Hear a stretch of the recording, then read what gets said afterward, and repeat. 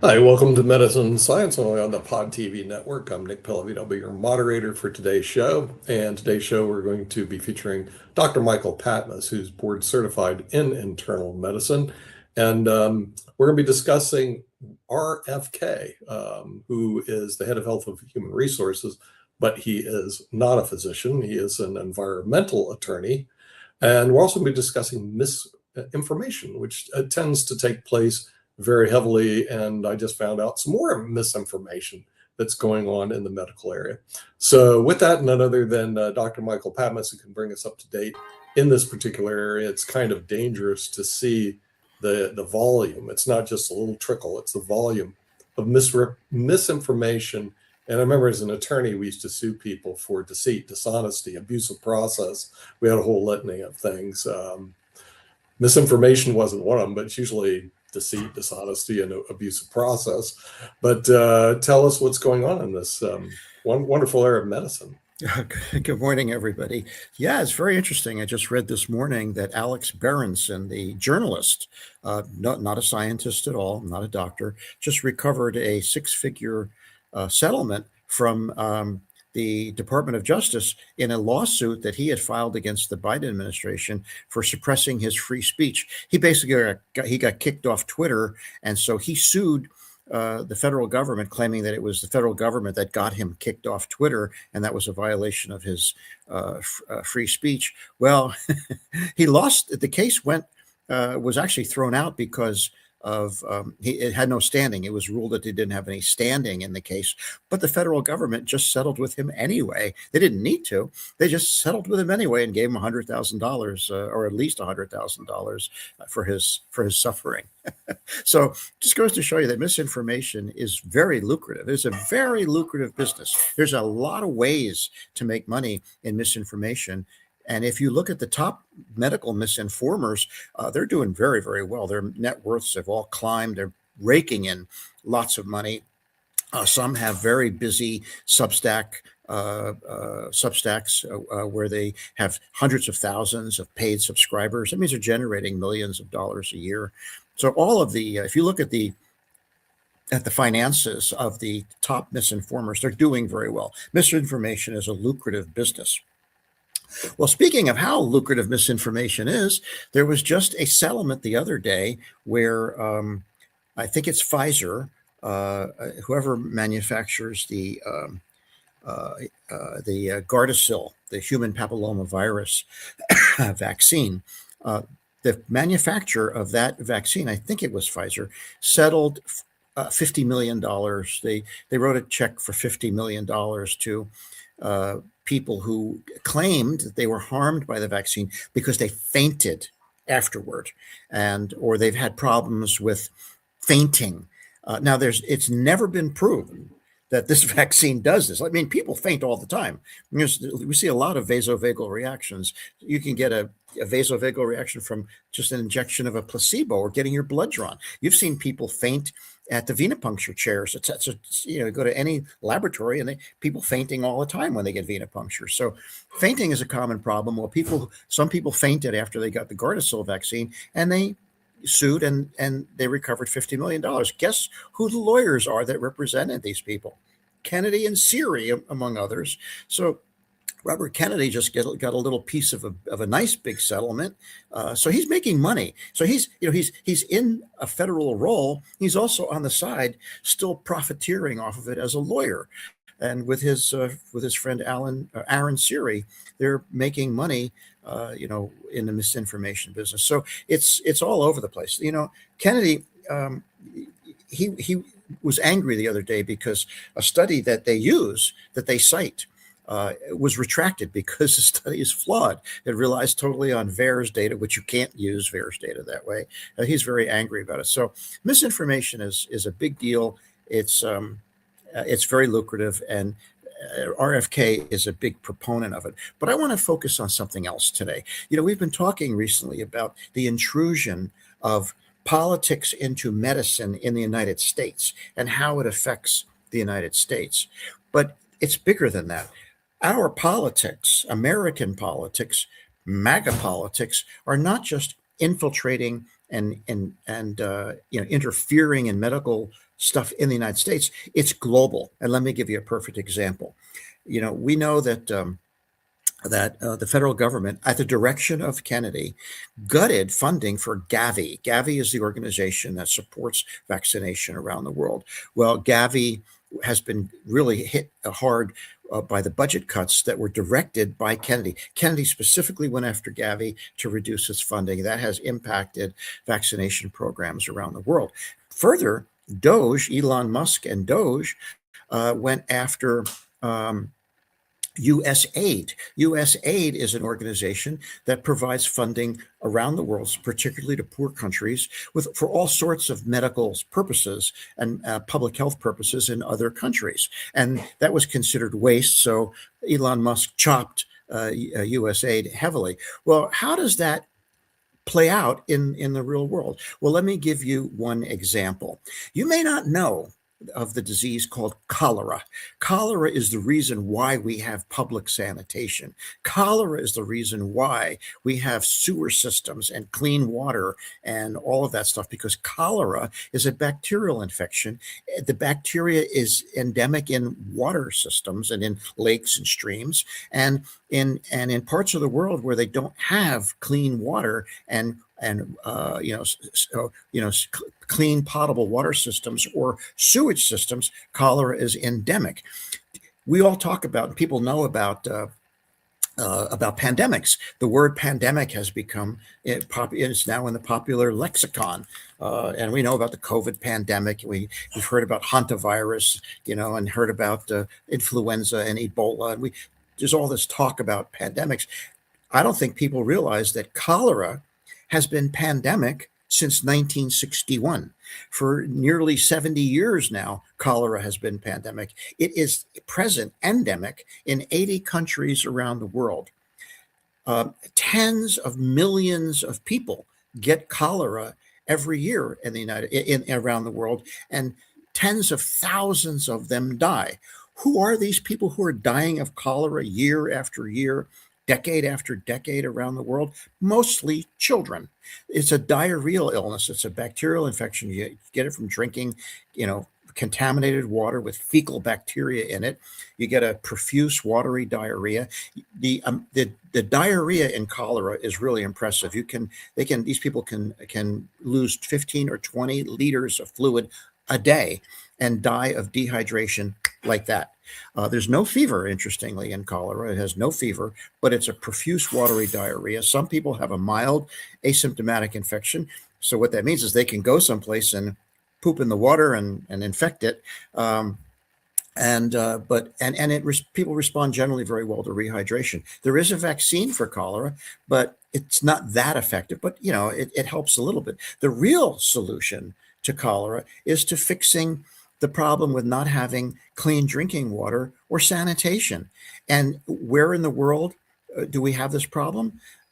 Almost all of Southeast Asia, India, Bangladesh, that part of the world is endemic for cholera. And most of Africa, Central and South Africa, going almost all the way down to South Africa, there are areas of the world that are endemic for cholera. Here's a statistic. The New England Journal had a really nice editorial on this the other day. And here's a statistic that I can't get it out of my head. And I want to put this in context. Have you ever, I'm sure you've all experienced this, have you ever been out somewhere and had to use the toilet very badly? Maybe you ate something that wasn't good, or you just had the runs and you had to use a toilet. You're out in public. It's like, oh my God, I have to go. Where am I going to go? And you might drive around looking for a gas station with a lavatory, someplace where you can go to the toilet. I want you to ponder, think about how urgent that feeling is when you're sort of got to go and you're looking for a toilet. Think about this. 350 million people on this planet, 350 million people on this planet have no place to defecate. Where do they defecate? In public, outside, behind a bush, behind a tree, in a field somewhere, or in a stream or a river or a lake. So if they have cholera and that's where they're doing their business, that's how you perpetuate this infection that kills tens of thousands, mostly children, every year, that affects millions of people every year. Now, if you're an American, you take for granted when you go to the tap and you turn on the tap, you get drinking water that won't give you cholera. And we have bottled water, Evian, and of course, when you go out to dinner and you want to be fancy, you can order expensive, bubbly water, Perrier. Think about the fact that in much of the world, there is no clean drinking water. They don't have Perrier in these parts of Africa. They don't have Evian. They can't go to the corner, 7-Eleven and pick up a bottle of Evian. These people don't have clean water to drink. The only water they have to drink is water that someone else has previously defecated in, and that's why they have cholera. Now, I thought about this. I asked the question: what would it take to have a meaningful impact on this problem of no clean drinking water and no sewage systems in so many parts of the world? Really, what would it cost to make a big impact on this problem? Here's what I found out: you could reduce cholera, the impact of cholera, the cases of cholera, the number of deaths from cholera by 90%. You couldn't eradicate it totally because it's endemic in water in certain parts of the world. You can't clean up an entire lake, a big lake, but you could make a huge dent in cholera, reduce it by 90%. And here's what it would cost. It is estimated it would cost about $25 billion a year to bring clean water and sanitation to the world. If you just focused on cholera hotspots, it would cost about $10 billion a year to bring clean water and sanitation to these parts of the world and prevent these people from suffering and having diarrhea to the point of death. And how could we fund this? Well, USAID was doing that to some extent, but now it's been gutted. But I found myself thinking about this. There is one guy who could do this by himself. He has enough money that he could do this, and he wouldn't even notice the spend. It would be a rounding error on his balance sheet. He could do this out of the interest that he earns on his money every year and never touch the principal. Imagine being the one man in the world who could bring clean water and sewage systems to the parts of the world that don't have it. If you could afford to do this, and you're not doing it. Elon Musk, who is now a trillionaire, he could afford by himself to solve this water crisis, sewage crisis problem around the world, and he wouldn't even notice the money missing from his bank account. It's a rounding error when you're a trillionaire. 10 billion a year is pocket change. It's not even worth noting. And he could do it by himself. Instead, what does Elon Musk do with his extreme wealth, unheard of wealth? No one has ever had this much wealth. His charitable contributions are to his own foundation, which he uses to fund research on space and AI and other engineering stuff for the most part, which he then benefits from because he gets ideas for his own business enterprises. So his idea of charity is funding his foundation to generate grants, which generate ideas for innovation that he can then use to invest upon. So he's not really doing charity. He has done, in fairness, I think some charity, a little bit of charity, but given his extreme wealth, the amount of money that he does to charity it pales in comparison. So here we are around the world now where people are dying of diarrhea. Tens of thousands, millions get this cholera infection every year. And we've got Robert Kennedy gutting the vaccine programs and that would help these people. And we've got Elon Musk, who gutted USAID through Doge, which provided funds around the world for people to try to develop better sewage and public water systems. I think it's an outrage. I traveled last year to a part of the world where they don't have, you can't just, if you drink tap water, you're going to get a diarrhea, not cholera, but you'll get a diarrheal illness. And it's really interesting to be somewhere where you don't have clean water. And the next time you have to go to the toilet and you're out in public and you're looking for a gas station that you can go to the bathroom, and think about the fact that there are 350 million people in this world who don't have the basic human right, the basic dignity of being able to defecate somewhere They have to defecate in public, in a stream or a lake or behind a bush. That kills me. And if I had $1 trillion, I would solve that problem. I would fix that problem, and I wouldn't even notice it in my balance sheet. Well, that's my presentation for today. Oh, I don't hear you, Nick. I don't have you on. Okay, I'm muted. I don't think he cares, but that's just my opinion. I don't know this guy, but I do know Rick I know this Grosner guy. actually has some I comment. know this guy. Yeah, you And do? it's bad because Elon Musk is increasingly a white supremacist. And his dad is a white supremacist. And Elon Musk is concerned about white babies, things like white people not having enough babies. Musk himself has had 14 children. And and I've noticed on Twitter, now owned by Musk, that you can pretty much say the N word, the word that starts with N and ends with bigger. You can now say it with impunity. It used to be you could report people for calling others saying "shut up, N word" and you could report them and they would get in some kind of trouble. Increasingly, not the case, and in fact, he got sued for he was fined $140 million in Europe because we have the First Amendment stuff, and so it's not illegal to call people the N word in Europe. Illegal. He got sued. He had to pay 140 million. I guess he had to. Maybe his lawyers fought it off, but he has a million times $1 million. So getting sued, he doesn't care about 140 million. That's like a regular millionaire having to pay $140. It's a parking ticket. Also, Doge. One thing that Doge did very effectively was shut down investigations into Elon Musk's businesses. They just shut down an investigation into, I don't know, one of his enterprises was polluting like crazy, causing potential, and shut down. This last week.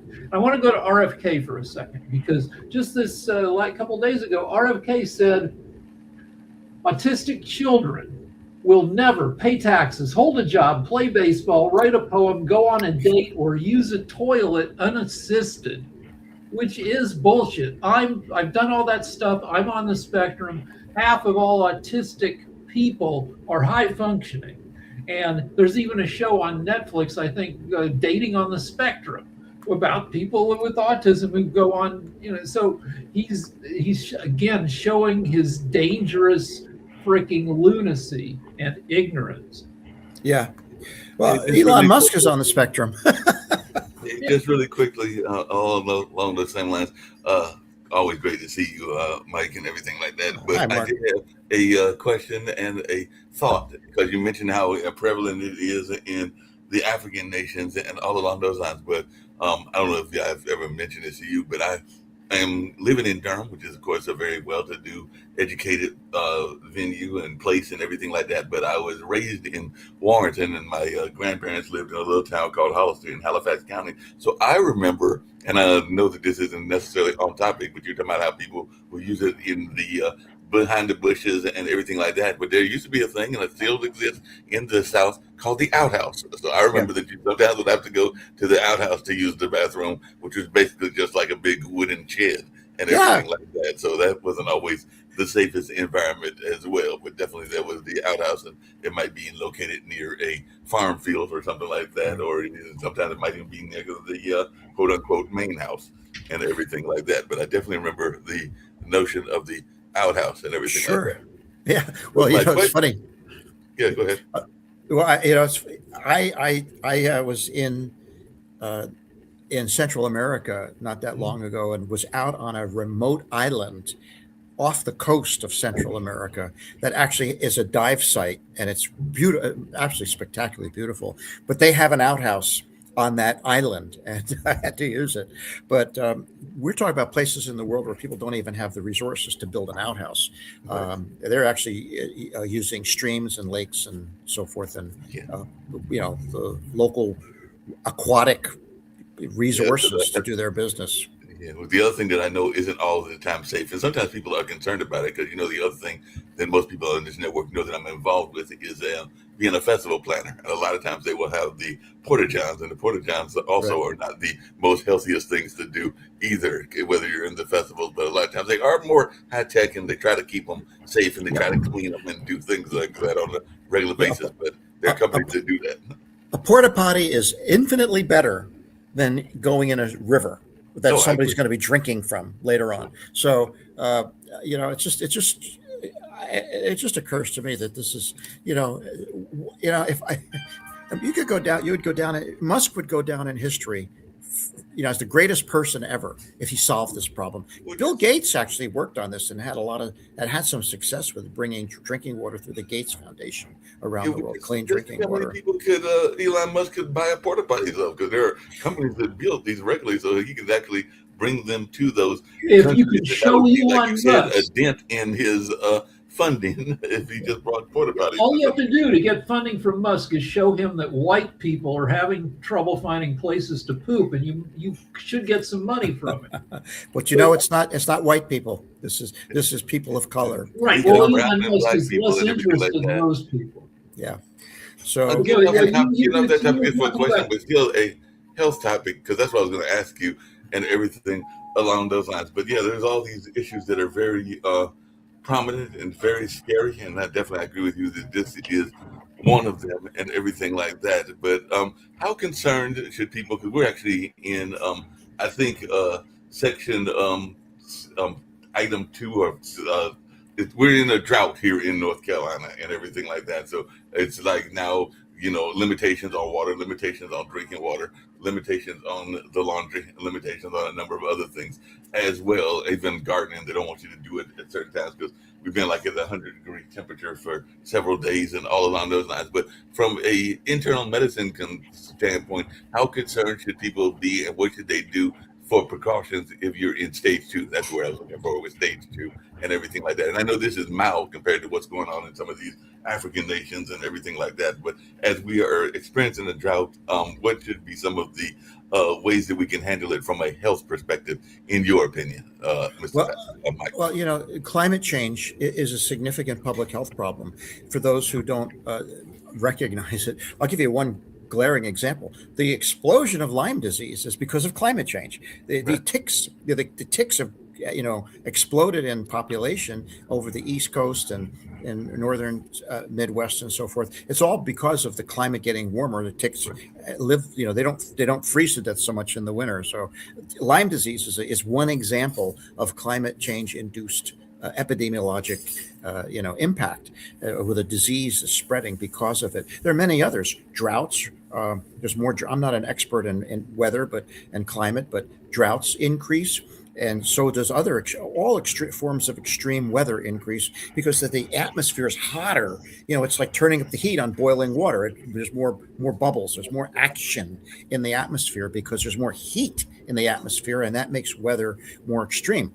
Extreme weather is a significant issue from an internal medicine standpoint. Heat waves, people die because, especially elderly people, die because of heat waves, and they forget to hydrate. Elderly people don't have this strong sense of thirst to replenish their water. When I was in practice years ago in New Jersey, we would have heat waves, and invariably I'd be on call for the hospital, and every time there was a heat wave, every single day, some elderly person was brought to the hospital with dehydration and heat stroke. I remember one man, I don't know why he decided to mow the lawn in the middle of the day, but it was 100 degrees and 90% humidity. He's mowing the lawn. He passed out on top of his lawnmower and had burns as well as dehydration. Well, in any case, what can you do about this?